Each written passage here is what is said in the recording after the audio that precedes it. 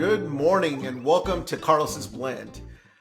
This is the show that talks about tax, life, and business. And today, I got a really special guest that I'm going to be introducing here in a second because it's an issue that small businesses throughout this country is dealing with. And I kind of want to share the story of why I wanted to bring this person on. I remember when I first started doing tax resolution and resolving tax problems.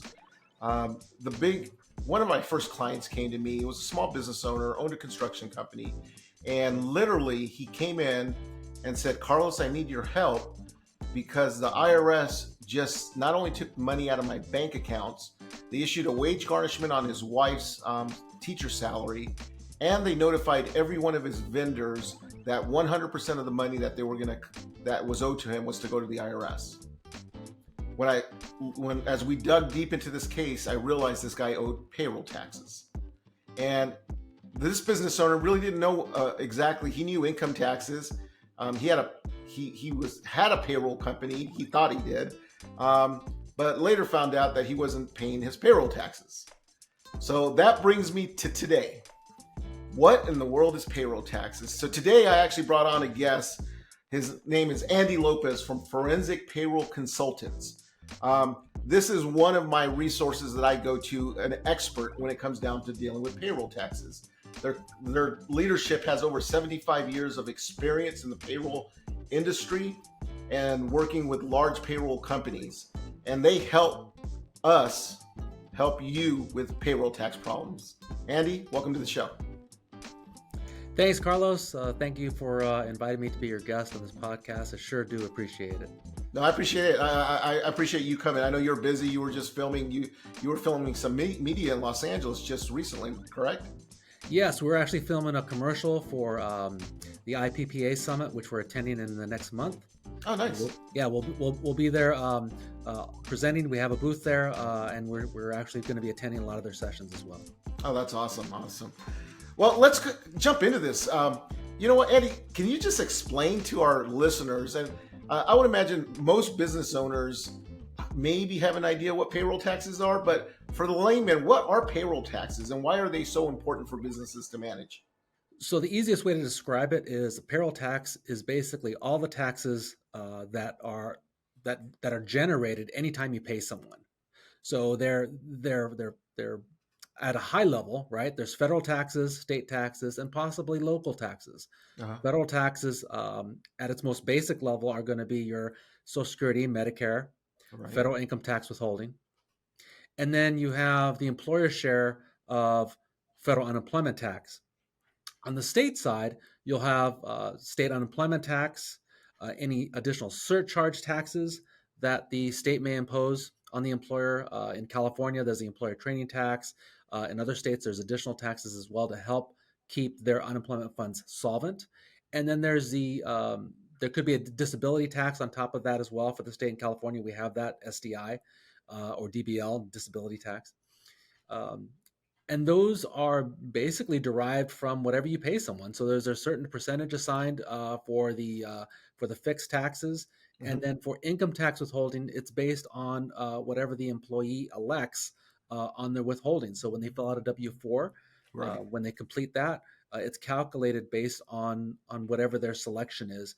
And the IRS and the states have their own algorithms and calculations of tables as to how they derive that.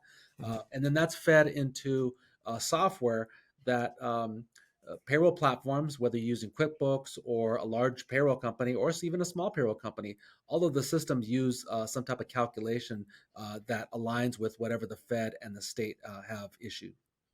Wow. So we're talking about, and basically, as you said, it's when you employ somebody, it's all those taxes associated from multiple government agencies, it sounds like, IRS, state, EDD as well, correct? That's correct. Yes, that's correct. For the state of California, it's the Employment Development Department, which is the EDD. The EDDs, right? And every state has unemployment tax. Mm-hmm. Gotcha. The only jurisdiction that does not, the only territory is Guam, because Guam uses a federal system. Gotcha. And then there are every state except a handful have state income tax withholding. Gotcha. And What's interesting, you said, is when you employ somebody, but this can also be for like a single member, an owner of an S corp that's getting a salary. It's their own employment taxes as well, correct? Absolutely, absolutely. So S corp payrolls, right? Mhm. We actually right now we're actually getting a lot of payroll requests to do what's called after the fact payrolls for 2023, because as these S corp owners are seeing their tax professional, the tax professional saying, "Hey, you need to pay yourself a reasonable salary. You didn't pay one in 2023. Now I've got to contact a company, Forensic Payroll, to get that after the fact or the backdated payroll for 2023 process so that we can file all of the payroll tax returns and make sure that everything's calculated correctly. W-2s are issued for the S corp owners, right? And S corp owners usually, husband and wife, or maybe children that own a business, S corp, Right. right? Um, so we do get a lot of those requests right now this time of year. Well, it's interesting that you brought that up, and a lot of people do not realize, especially S corp owners, and we know within in our industry of resolution that the IRS is really cracking down because there are a lot of S corp owners. Like you said, they're going to their accountants. They're like, "Well, wait a second, you didn't pay yourself a salary," and they're like, "Well, no, I just took the money out, a distribution. I didn't know I had to do a salary." And the IRS is cracking down on that hard, especially going forward, right? Right. They are cracking down on that. And you got to remember, a lot of the S corps that are around today, they were sole proprietors last year. So they're Right. used to just commingling the money and taking the money out and not putting themselves on a quote unquote payroll. With Right. with the S corp election, the S corp is a complete and separate entity, right? And so Right. that S corp owner is now an employee of that entity, and they need to take a reasonable salary. And we leave it up the accountants of the world, Carlos, you and your team, to calculate what that reasonable salary should be, and then that's communicated to us if we need to run a backdated payroll.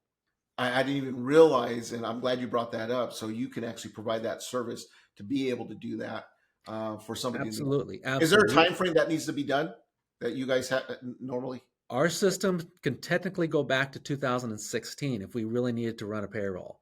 Oh, excellent, Our system excellent. doesn't really have any limitations to dates. Okay. We operate in an air gapped type payroll system, which is not tied to a tax system. And because it's not taxed to a tied system, we're not limited by dates. And so our whole service is centered around resolving prior payroll issues.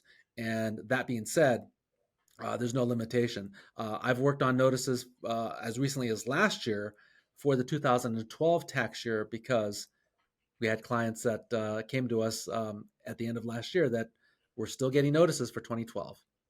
Well, that's interesting that you said that, even going that far back. I literally had a call yesterday, Andy, with a client that had a 2016. He was being assessed, and he didn't understand what it was. He kept on saying that he was fighting it in appeals.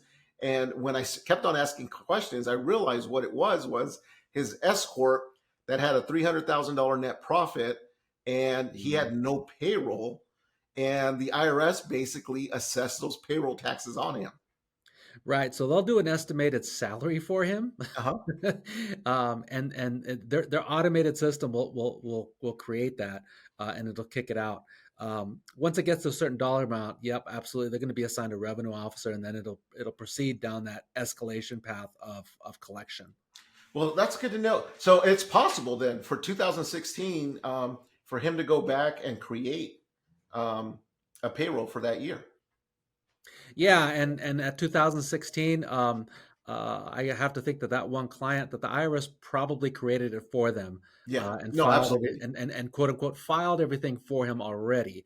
But if you have a situation that hasn't gone to that extent all the way up to collections, we can definitely go back to 2016, 2017, 2018 to produce a payroll.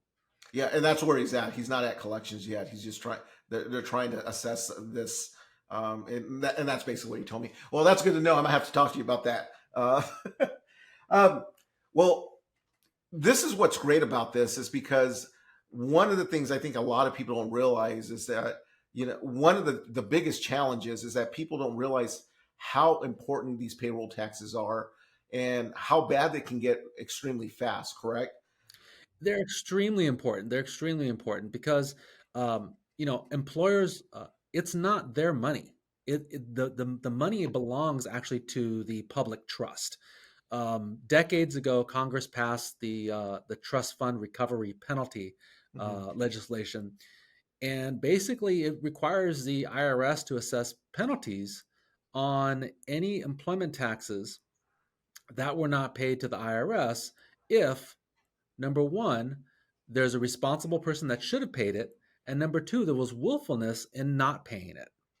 And the penalty is huge. I mean, uh, Yeah. trust fund recovery penalty, otherwise known as the 100% penalty, Penalty. literally means that the penalty is to the employer that they have to pay 100% of all the taxes due. So not just the employer portions, but also any of the employee portions that would have normally have been sent or would have been calculated to have been sent at the time of issuance of the wages. So any income tax withholding that they should have taken from the employee's check, sorry employer, you've got to pay that now, and you can't go back to the employee and try and recover it. 100% penalty. And 100% plus penalty and interest off of that as well. off of that, you're right. And that's what a lot of people don't realize. There's penalties and interest on top of that. Right. And that basically accumulates every single month. Exactly. And the other reason why Congress passed that legislation was because employment taxes fuel the economy. Right. They absolutely fuel the economy. I mean, aside from corporate taxes and excise taxes, employment taxes fund a huge percent of the economy that flows into the treasury every single day. Right. I mean, Right. we're talking trillions of dollars every year. Absolutely. It's funny. My friend Eric Green, attorney Eric Green, talks about when that money that you took, you stole the money from the government. So it's not something that you just didn't pay. You actually stole money because you collected that money for typically from the employee that it was entrusted in you to be sent off to the IRS, and you kept that money. And you always hear stories. You ask business owners, so how did this happen? Well, I couldn't afford to pay my bills. I needed to pay my vendors, and they see that money sitting there, and they think that they can actually use that money, thinking that, well, things will get better next month and I'll be able to pay this back. The Yeah. problem is that it tends to turn in not into 1 month, 2 months. It usually ends up happening over years. And I know we've sent a few clients to you. They ended up being multiple years because it's just a roller coaster. It's kind of a snowball effect. That's a better analogy of these things start to pile up. Correct? Yeah, we did see a lot of that through 2019. And then once the pandemic hit in 20 and 21, there was a lot more of that. Mm. Um, and now what we're seeing is that those business owners who didn't go back and record the payroll correctly, Mm. even if it was forensically in our world, if they didn't contact us to recreate the payroll and get something filed, um, you've got those employees who are going to start trying to collect and trying to obtain their W-2s, and the W-2s were not issued to them. Then the IRS, it may take a year, may take two, may take three, but the IRS is not going to forget Right. when it comes to the willfulness in failing to pay and report. And there's no statute of limitations on any criminal acts. And even on the trust fund recovery penalty, that cannot be discharged in a bankruptcy. Yep. So that Absolutely. employer, that responsible person, once that's deemed by the IRS, it's gonna be a debt that is gonna be owed forever, and it Basically, the can't be rest of their discharged. life. Yeah, Yeah. right, and exactly. And so it's very important to get the taxes paid, at least get caught up. And what we always tell clients when we're rebuilding a payroll is pay the oldest one first and Mm. then get caught up to the most recent. It's particularly true of the state. So if you have any state taxes owed for payroll, you want to make sure you're going to pay the oldest ones first because those are the ones that are going to be closest to collection. Oh. Okay. And the state agencies, particularly the state of California and the larger states of New York that also has income tax with it, and other agencies, they have long arms, and they can go after a client's business licensings as well. So Hmm. we've had construction companies that have lost their certificates of good standing. They've lost their contractor licenses for a period of time. Restaurants who've lost their alcohol and Yeah. licensing as well. And so they have long arms, and they don't forget, and the agencies talk to each other, especially in California, where um, you have the state controller's office, so the comptroller of the state of California. All of the agencies roll up into that one. So all of your state compensation fund, your franchise tax board, and the employment development department, and because they all roll up into one agency, it gives them the ability to connect systems. And Mm. so, and so we're talking downstream domino effect if you don't pay your employment taxes, and that's really what you know the impetus for paying the employment taxes, because it is um, uh, I won't say a voluntary program, but the IRS encourages compliance. Right. And the way they Right. encourage compliance is, right, they try and give you as much tools as they can. They try and issue a lot of publications. State does the same. And, a lot of times we've gotten penalties and interest removed because we've been able to show that there was reasonable cause. There was a reason why this wasn't filed or this wasn't Right. paid. And usually, if the tax is paid but you forget to file a tax return, generally we can get those penalties removed, because at least that they were showing some due diligence, and at least that they were showing that they were paying the taxes that they should have paid. They were trying to pay them on time. Right. Well, you brought something up that really kind of hits home, because a lot of people think the IRS is powerful. They are, but the state has the ability, what the state can actually do to you. And I'll give you an example. Have a client in the past that lost their medical license, Yeah. doctor license taken away, take your driver's license away. As you talked about, your sales tax license, your, you can they will literally, you can lose your ability even to earn a living by not being compliant and taking care of these tax issues that we're talking about. Yeah, and believe it or not, the disparity in how the agencies operate is very vast. Gotcha. The IRS, for example, they take a while to catch up to you, but they're also probably the easiest out of the agencies to work with. States, on the other hand, they're because they have less employers, Hmm. right, to work with versus nationally. They tend to work issues and delinquencies faster, but they're also harder to work with. Gotcha. So, and it really depends on the state, because the treatment that you might get for a tax liability in California would be completely different than Arizona. Gotcha. Now I got a question. What would you say are the three most common mistakes businesses make with their payroll taxes? I think the three most common would be that they think that they can pay them later. Right? I think that's not adhering to the due date, or not knowing that there is a due date. Um, I think the second one would be thinking that they'll eventually fix it and get to it, and tomorrow never happens, It right? happens, right? And I think the third is thinking that they can fix it on their own. I tell people all the time. There's a lot of people in our industry that do what we do, and when payroll tax issues come on, they are so complicated.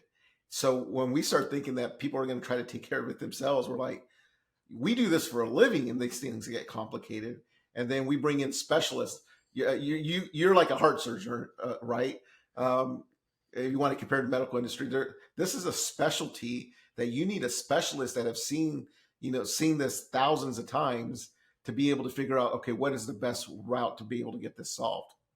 Right. And I'll give you a perfect example. One's going to be an analogy to the medical industry, right? Um, if you're a patient who comes in to see your primary care physician and you're complaining of a sore throat, Hmm. well, that's the symptom. But what's the underlying cause, right? And then how do we fix it?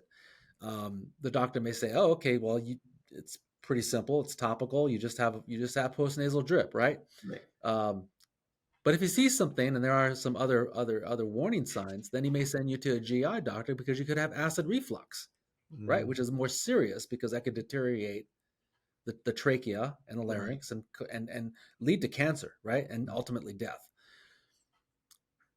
In our world, we have clients that come to us, especially this time of year, that says, "Hey, Andy, I'm a new business. I hired someone, and I need to issue a W-2 to my employee." And then we ask, and that's a symptom, right? I mean, and Right. that's what's presented to us. And then we ask, okay, well, did you pay? Did you pay them? Oh yeah, I gave them cash, Mm, and and that's I don't have any records.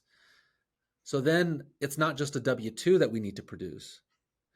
It's all of the tax returns that go along with that the W. reconcile with that W-2. So Gotcha. it's the IRS 941, it's the annual 940. Depending on how long they went without recording the payroll, we may need to rebuild a whole year. So it Right. could be 4 quarters of the 941, and it could also be 4 quarters of the state tax returns. Hmm. And there's unemployment that's due quarterly. There's income tax withholding that's due, that the returns due quarterly, right? In some states, if the liability is high enough, you might have to file a monthly return, right? And let's not forget, once you start reporting that, then the agency is going to expect taxes to have been paid. And once they reconcile and post those tax returns, they're going to recalculate what taxes should have been paid, as well as the penalty going Penalties. back to when they were due. So they could have been due April, they could have been due July, Or October. 2016 before, right? Right, right. And then if there's states like Colorado that has a Denver local tax, Michigan that has a local tax, in Lansing, Louisiana, Kentucky, they've got locals, and Ohio and Pennsylvania has locals as well. So it starts to create a domino effect once Mm, you start peeling back that onion as right. to, it's not just simply I need to issue my employee a W-2. There's a lot more into it, and there's Yeah, ways of it, yeah. They right? probably come. They come to you with, "Oh, it's a simple one. We just need one employee needs a W-2 or two employees," and you just kind of peel back. No, it's not.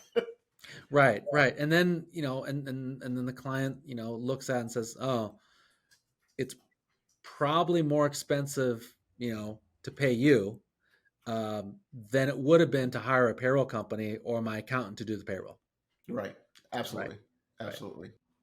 So they learn. They eventually learn. But do have some repeat clients every year that don't. So I got a question. Just maybe you have a story. If you could share a quick story, and let's just say it's a not a sole proprietor, single member LLC owner of owner of an S corp, or it could be an LLC elected to be an S corp that failed to pay themselves payroll taxes. I'm pretty sure you got 1,000 of those stories. Kind of what happened and kind of what they came to you. Kind of a share little story in regards of how you guys saw that. I got to tell you, the story is all the same, especially with S corp, single owners, even LLCs, even partnerships that have two partners. Mm. And usually the partners on partnerships, they're rarer, and usually we see them in first year of creation, Uh-huh. where they should have paid themselves. By the second year, they get on track and they hire their accountant or payroll company to do the payroll. But it is these single owner S corps that come to us, and it's always the same. Um, they don't know they don't know what to pay themselves, Okay. and they really need to have an advisor looking out for them, like your firm, Uh-huh. who will tell them, okay, this is what your revenue was last year. This is the calendared payroll that you should be on, even if it's quarterly. Pay yourself something. We'll Something. figure it out at the end of the year, but at least they're getting something. The agencies, that is, throughout the year in terms of tax returns and filings and tax deposits. Because then it doesn't look so nefarious, right? At the end of the Right. year when you have a larger payroll. The typical S corp comes to us is, I forgot to run a payroll, or my accountant says I need to run a payroll and I need you guys to do it.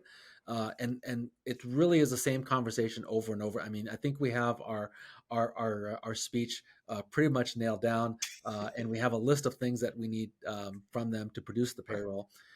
And we get it out quickly. We get it out less than 10 days, Oh, sometimes nice. quicker. Our our service model is such that we're not encumbered by processing payroll because we don't process payroll, right? Right. All we do is work on prior issues. We leave the payroll processing to the enrolled agents, the accountants, the CPAs, and the payroll companies of the world to do that.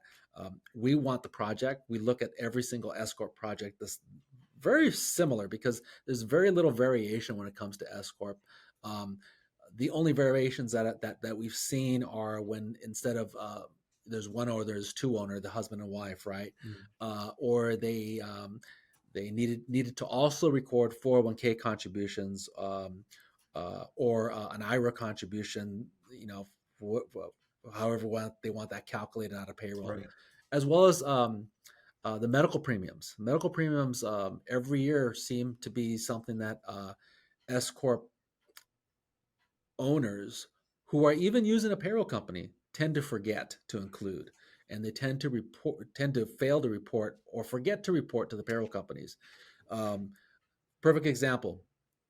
We have a handful that came in this week that that said, "Oh well, I processed my payroll through my payroll company, and I'm an S corp, and now my accountant says I need to record the medical premiums."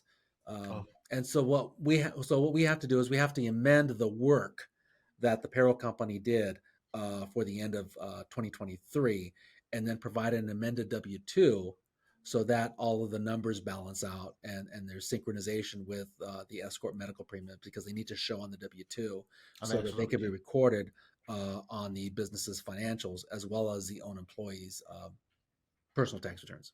Gotcha. Most of the time, when people have a payroll problem, Mhm. they usually find out because a revenue officer has been assigned to their case, and that's usually how they end up finding me because all they know is that there's an IRS agent coming after them. A lot of times they don't know the severity of it, and they need somebody to represent them. Um, do you guys do the representation part, or just strictly deal with um, the paperwork of the payroll of the forensic payroll? We can represent up to a certain part. Okay. So up to the point where it gets to collections, Uh-huh. we can represent. Okay. Um, in some states, we have our own account at the agencies as a registered agent. Okay. And so, for example, in California, we're a registered agent and registered as a payroll service provider because they kind of lump everyone into that, even though we don't process payroll. Gotcha. But we do touch all the payroll tax returns for the EDD, so which is the DE9 and DE9C. Yesterday, we were referred a client that was being sent to the administrative law judge because they failed to file tax returns. Well, as it turns out, the business owner actually sold the business, um, and the last payroll was December 31st, 2022. But they forgot to tell the EDD, the state of California, that they closed the business. And so the state, they're just doing what they're doing, right? They're expecting tax returns for payroll to be filed every quarter. And having not filed payroll tax returns because they didn't know that the business was closed, they estimated what the tax liability should have been for first quarter and second quarter 2024. I'm sorry, 2023, and kept sending collection notices to the address on record. The address on record was the old address, Address. and so the old business owner who had vacated the property never got the notices. And so we went into our account yesterday, got access to their system, and filed everything that needed to be filed, and then put the closure request in. And as of this morning, the balance due has been removed. So it's a simple process for us, but it's not so simple for business owners, especially the S corp owners, because those are the smallest of the smallest uh, business owners, smallest payroll. Right. They are a subset of all the corporations out there, right? And they have very small payrolls. they don't have someone in their payroll department, right, like a big company does. They tend to, if they are running payroll, it tends to be the same payroll every single quarter, every single month. They don't really have the knowledge to be able to navigate the agencies, nor do they have the knowledge to even know what to do when a problem arises. So we got referred to them and helped them out very very quickly, and we actually pushed them up in our priority because we knew that they had a protest date of today. They Oh, needed to get shoot. that letter in, so we did what we did on our side, and then we advised them also as an assurity process to make sure that they send that protest letter into the administrative law judge. And between the two acts of us actually filing the returns and closing the account online, and them sending their letter in, I could see online that everything's been resolved, but that additional letter adds a little bit more heft and weight to make sure that everything gets resolved. And at the end of the day, the clients get taken care of. And you know what? So many people get in that. I'm dealing with a case very similar to that, where business was sold. So the people that bought it forgot to they forgot to tell one agency that it was closed, and now they're doing an assessment all those prior years. So I'm glad you brought that up.